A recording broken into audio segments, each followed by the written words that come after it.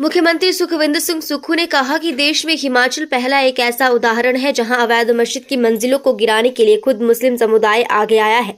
संजौली मस्जिद की 3 अवैध मंजिलों को आज से गिराए जाने के सवाल पर उन्होंने कहा कि उन्हें ये जानकारी मीडिया से ही मिल रही है। उन्होंने कहा कि मस्जिद कमेटी और मुस्लिम पक्ष इस मामले में पहले ही इन अवैध मंजिलों को गिराने की हामी भर चुका था। उन्होंने कहा कि हिमाचल के सौहार्दपूर्ण और शांतिपूर्ण माहौल को बरकरार रखने के लिए ये देश भर में मुस्लिम समुदाय की अपनी पहल है।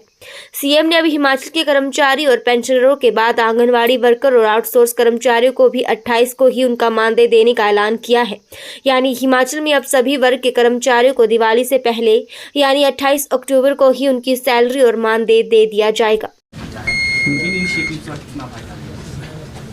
देखिए, साइबर क्राइम बढ़ता जा रहा है। इस दृष्टि से मैंने उनकी प्रेजेंटेशन सीआईडी ऑफिस में जाकर ली है और किस प्रकार फाइनेंशियल फ्रॉड हो रहे हैं उसको कैसे निपटा जाए, इस दृष्टि से उन्होंने मुझे अवगत करवाया और उसको कैसे हाई एंड टेक्नोलॉजी की तरफ जाया जाए, इस दृष्टि से हमने आज साइबर थाने की प्रेजेंटेशन ली और उद्घाटन भी किया।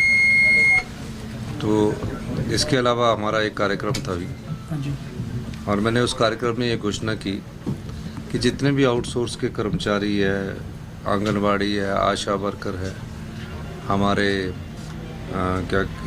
ये और जो भी सरकार में पीडब्ल्यूडी में लगे हुए हैं, मल्टीपर्पज़ वर्कर्स लगे, उनको भी 28 तारीख को हम सैलरी देंगे ताकि वो भी त्यौहार अपना धूमधाम से मनाया जाए।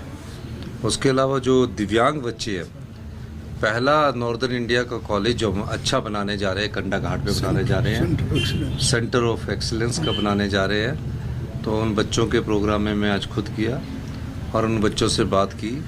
हमारी सरकार के 4 केंद्र बिंदु हैं। सबसे पहले दिव्यांग बच्चे, अनाथ बच्चे, विधवाओं के बच्चे और चौथा 70 साल से ऊपर के बुजुर्ग।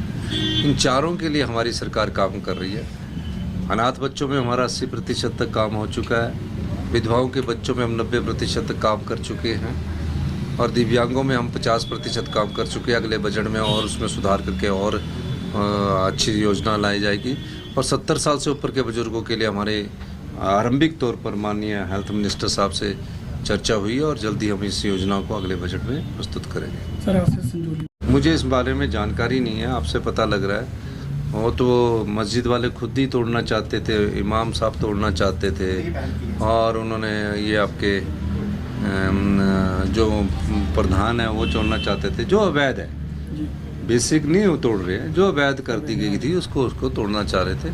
तो अब मुझे तो आपसे जानकारी मिली है और हिमाचल में ये पहला ऐसा उदाहरण होगा जहाँ समुदाय के लोग, मुस्लिम समुदाय के लोग खुद आकर हिमाचल के सौहार्द और संस्कृति को बनाए रखते हैं। और यहाँ हिमाचल में किसी प्रकार की कोई ऐसा बात नहीं है।